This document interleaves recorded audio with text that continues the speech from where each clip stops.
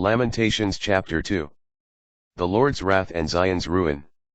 How the Lord in his wrath has abhorred daughter Zion, casting down from heaven to earth the glory of Israel, not remembering his footstool.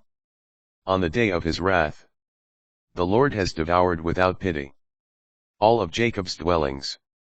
In his fury he has razed daughter Judah's defenses, has brought to the ground in dishonor a kingdom and its princes. In blazing wrath, he cut down entirely the horn of Israel. He withdrew the support of his right hand.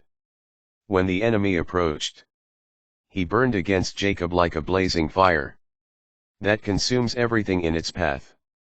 He bent his bow like an enemy, the arrow in his right hand. Like a foe, he killed all those held precious. On the tent of daughter Zion, he poured out his wrath like fire. The Lord has become the enemy. He has devoured Israel, devoured all its strongholds, destroyed its defenses, multiplied moaning and groaning throughout daughter Judah. He laid waste his booth like a garden, destroyed his shrine. The Lord has blotted out in Zion feast day and Sabbath, has scorned in fierce wrath king and priest. The Lord has rejected his altar, spurned his sanctuary. He has handed over to the enemy the walls of its strongholds. They shout in the house of the Lord, as on a feast day. The Lord was bent on destroying the wall of daughter Zion. He stretched out the measuring line, did not hesitate to devour, brought grief on rampart and wall, till both succumbed. Her gates sank into the ground.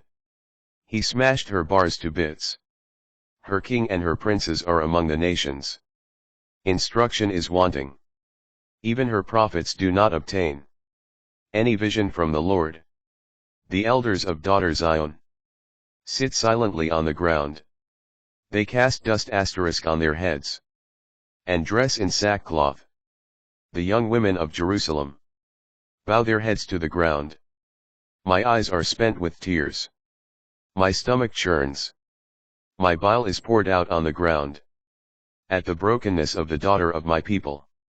As children and infants collapse in the streets of the town, they cry out to their mothers, "Where is bread and wine?" As they faint away like the wounded in the streets of the city, as their life is poured out in their mother's arms. To what can I compare you? To what can I liken you, O daughter Jerusalem? What example can I give in order to comfort you, virgin daughter Zion? For your breach is vast as the sea. Who could heal you? Your prophets provided you visions of whitewashed illusion. They did not lay bare your guilt in order to restore your fortunes. They saw for you only oracles of empty deceit. All who pass by on the road clap their hands at you. They hiss and wag their heads over daughter Jerusalem. Is this the city they used to call perfect in beauty and joy of all the earth? They open their mouths against you, all your enemies. They hiss and gnash their teeth, saying, "We have devoured her. How we have waited for this day. We have lived to see it." The Lord has done what he planned. He has fulfilled the threat decreed from days of old, destroying without pity. He let the enemy gloat over you, and exalted the horn of your foes. Cry out to the Lord from your heart, wall of daughter Zion. Let your tears flow like a torrent, day and night. Give yourself no rest, no relief for your eyes. Rise up, wail in the night, at the start of every watch. Pour out your heart like water before the Lord. Lift up your hands to him for the lives of your children, who collapse from hunger at the corner of every street. Look, O Lord, and pay attention. To whom have you been so ruthless?